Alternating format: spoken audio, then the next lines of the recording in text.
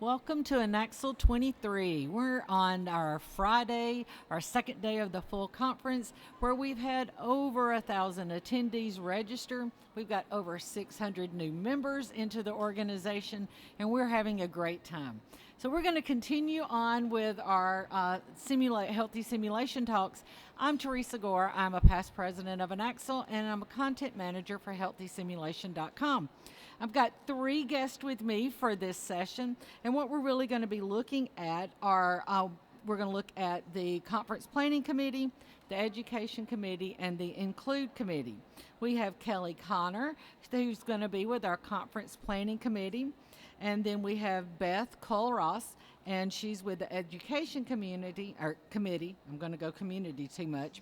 And then Julie Redmond is with our Include. So I would like for each one of you to kind of give us an overview of what your committee is and what the benefit that brings for the INACSL member. So we're going to start with you. Go ahead. So as chair of the Education Committee, we have a variety of topics that you can be involved in on this committee. Our subcommittees include the Webinar Committee, which was in the last session, the Best Practice Workshop Committee, the INACSL Simulation Education Program, or ISEP, Women in Leadership, and also we look at how our committees can work together and what are the things that we can all work on. So we share a lot of topics.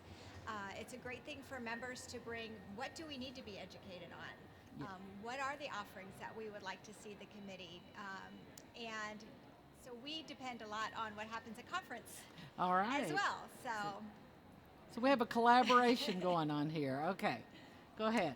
Yeah, my name is Kelly Connor, and I'm the chair of the Conference Planning Committee. And usually what happens with this committee is as soon as this conference is wrapped up, we're going to pull all the evaluations and start working on the next year's committee. So the committee is made up of a chair and a co-chair, but we also have members that represent the different aspects of simulations. So we have members that represent international, academic, the advanced practice, clinical. So we really try to get that balance in this committee, and we start to make a plan for what are the next hot topics that we need to be looking at, so that when the conference rolls around, we've put together this program that is enticing for all of our members. So we really try to look at what would a novice simulationist need, what would an advanced simulationist, how do we look at research,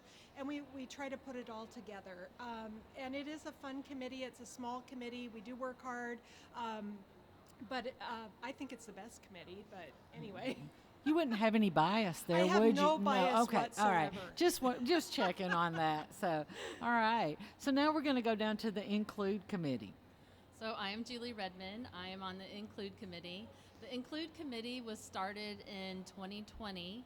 Include stands for Inclusion, Diversity, and Equity. So it's our version of DEI. We came up with that fancy word.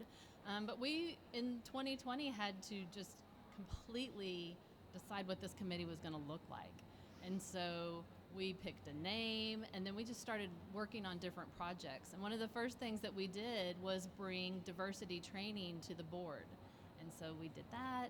We this year we had a Rising Star poster event where people could apply for that, and then 5 of the people that did that were accepted, and then a committee member helped them through the poster process, and there was all kinds of different things involved with how they could be accepted on that. But we look at everything within INACSL overall to make sure that DEI is being implemented and thought about in every process, and so continue to do that. Well, I want to give kudos to your committee. You came up with a committee during a pandemic. Okay, so when everybody else was changing, we changed the way we thought, taught, interacted. You had to really, in addition to that stress, come up with a new committee and come up with it kind of like the charter. So congratulations to the committee on all their fine work for that. I've been involved with INACSL for years, and what do you see from membership and looking at all of this is, from looking at the education. I know you talked about some of the things, and we've covered the endorsement program and ISEP, but you mentioned women in leadership. Okay. Do you have a little bit more information about women in leadership? Sure. Okay. The Women in Leadership is a seminar that's held once a year. We just had it in April. Yes, May. Keeping months straight. It's another result of the pandemic. It used to be always a live conference, and it, of course, went to a virtual. But it really benefited the Women in Leadership Conference because so many more registrants were able to attend. And so it is a multi-organization. We work with ASPE and SSH to make sure that we can reach as many people as we can with the Women in Leadership Conference. And so it's really neat to just see how we can pull all these people together and help grow the women who are working in the area of simulation. So, it really has grown. I think we had over 160 participants this year. So, really excited to see that growing. And the topics that they cover goes to where we've had, the Women in Leadership had the diversity and, the DEI lens. It was imposter syndrome this year, or it's actually called imposter phenomenon, where as we come out of the pandemic, and we're getting back to our interacting with each other. We've all talked about that, how things have changed. So I think that's a great benefit for our members also. For the conference, I know that we had something in here this year that has never been in the vendor area before. So tell people what innovative thing that was that we've had this year, which was a huge success. Okay, so if you were at this conference, so first of all, we are thrilled with this conference that we were over 1,000 attendees, and there's so many new people. But one thing that we had this year that was a huge hit, and I'm hoping that we can bring it back next year in Raleigh, and that is the puppies. We had puppies here. Which is just awesome. But we had the puppies here, and that was, I thought it was only going to be just at our opening night reception. We were looking for something fun and a little bit different to do for the ribbon cutting ceremony. And not too long ago is when we were told that we were able to get puppies, and we're all really excited about it. Puppies have been here this whole time, and I know that one of them has already been adopted, and we are anticipating that the others will be adopted as well. So anytime you can snuggle puppies is awesome, right?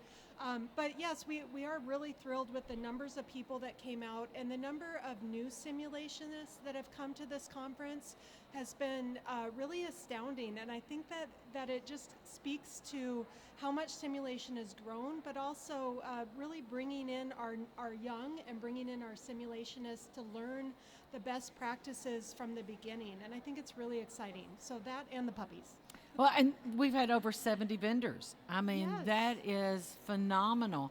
The things that we get exposed to at this conference, and I saw several poster presentations on using that in the DEI in simulation, and that's one of the areas from the endorsement program is that you need to make sure that you include DEI. So congratulations on getting that many people and getting that to the forefront for us. Yeah. Anything you'd like to say about this committee for people who might want to be involved?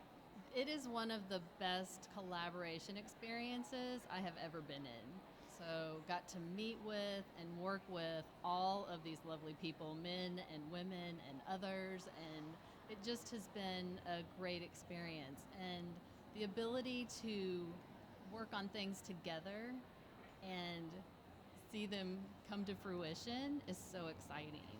And our committee has been very active in getting articles published in the journal, and so all kinds of things. I just can't even think of all of them. That's how many there are. Yeah. So it's very exciting, and it's very touching to see how it's impacting every area, from the posters to the sessions to Yes. the things that are in the journal. So Yeah. it's exciting. And I think we see it in the vendors now. is that the mannequins don't all look the same. And so I think that that is part of our community as we continue to grow.